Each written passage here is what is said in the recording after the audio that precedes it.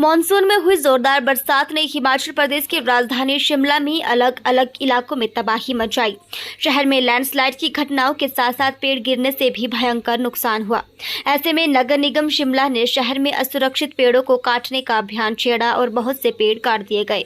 मगर इसको लेकर अब शिमला के पूर्व उप महापौर टिकेंद्र पंवर ने सवाल खड़े किए हैं और नगर निगम के पेड़ काटने के दौरान कई पेड़ गैर जरूरी रूप से काटने का आरोप लगाया। शिमला नगर निगम के पूर्व उप महापौर टिकेंद्र पंवर ने कहा कि शिमला शहर के वातावरण पर यहां के पेड़ों का बड़ा प्रभाव है और पेड़ यहां के वातावरण को ठंडा रखने में मदद करते हैं। टिकेंद्र ने कहा कि शहर में बरसात के दौरान हुई तबाही के बाद नगर निगम शिमला शहर में असुरक्षित पेड़ों को कटवा रही है।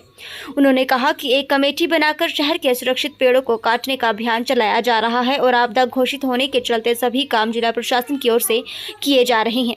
लेकिन ऐसा देखने में आया है कि शहर में कुछ ऐसे पेड़ भी काटे जा रहे हैं जिन्हें काटने की कोई जरूरत नहीं।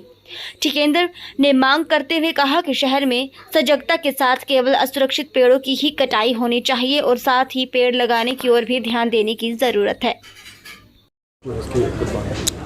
देखिए, शिमला की अगर हम बात करें तो शिमला में एक कानूनी कार्रवाई के तहत एक कमेटी बनती है। इसका नाम होता है ट्री कमेटी और ट्री कमेटी के चेयरपर्सन जो हैं वो बाय डिफ़ॉल्ट मेयर होते हैं।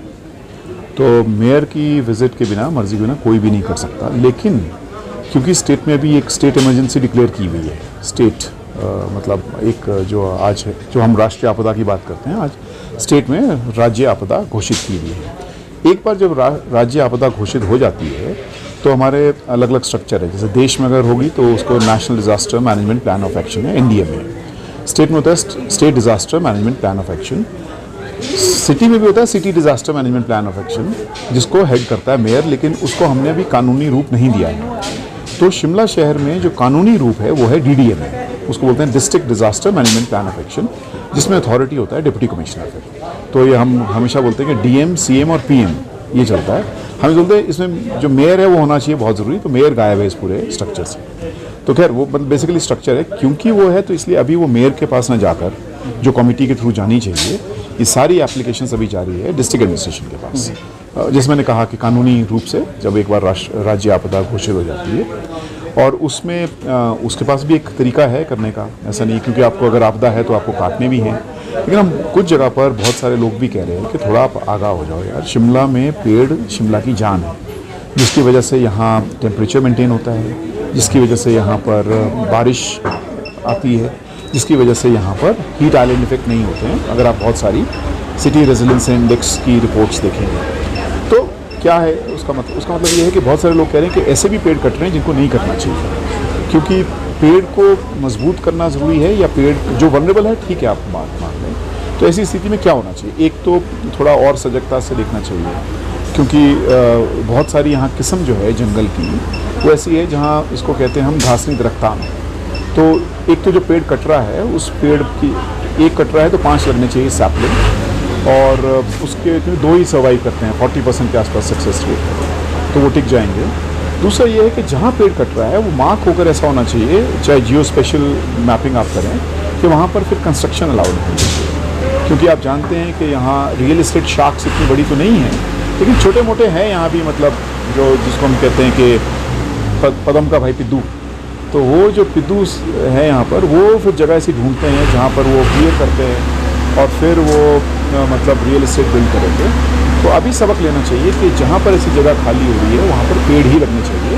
तो ऐसा कुछ मैकेनिज्म बनना चाहिए जिसकी वजह से प्लॉट क्लियरेंस का काम ना हो, क्योंकि जो क्लाइमेट साइंस हम बार बार कह रहे हैं वो एक ही बात कह रही है कि अगर आपको बचना है, ये आपदाएँ बढ़ेंगी, ज़्यादा आएंगी, लेकिन अगर आपको बचना है तो आपको मिनिमम लैंड यूज़ परिवर्तन करना है, विच मीन ज़्यादा ग्रीन चाहिए, ज़्यादा पेड़ चाहिए, बाकी पेड़ कम चाहिए। 1000 के आसपास होना है अभी पेड़ शिमला में कटे, तो 1000 कटे हैं तो 5000 लगने चाहिए। और वो ये नहीं हो सकता कि शिमला में कटे और आप तारादेवी में लगाने जाओ, ऐसा नहीं होगा, वो यहीं पर लगने चाहिए। इसलिए इस पर थोड़ा सा नज़र रखना। और ट्रेजेडी ये है कि अभी मेयर कुछ नहीं क्योंकि डिस्ट्रिक्ट जो सिटी गवर्नमेंट कुछ नहीं कर पाएगी, क्योंकि सिटी गवर्नमेंट जो स्टेट डिज़ास्टर मैनेजमेंट का मैनुअल है उसमें उसका रोल बहुत कम है। उसमें एक्चुअली डीडीएम एम्पावर्ड है, और डीडीएम मतलब डिस्ट्रिक्ट डिज़ास्टर मैनेजमेंट अथॉरिटी। तो वो और वो आप जानते हैं कि वो कोई डेमोक्रेटिक कंट्रोल में नहीं होती है। तो इसलिए वो थोड़ा सा आपके माध्यम से, सबके माध्यम से सजग रहने की ज़रूरत है कि पेड़ हमारे लाइफ लाइन। ऑफकोर्स जहाँ खतरा है वहाँ डेफिनेटली आप मान सकते हो, लेकिन मुझे आप बताएं जितनी डेथ्स हुई है, एक भी पेड़ गिरने से डेथ हुई है क्या शिमला में? मुझे नहीं लगता कोई भी हुई है।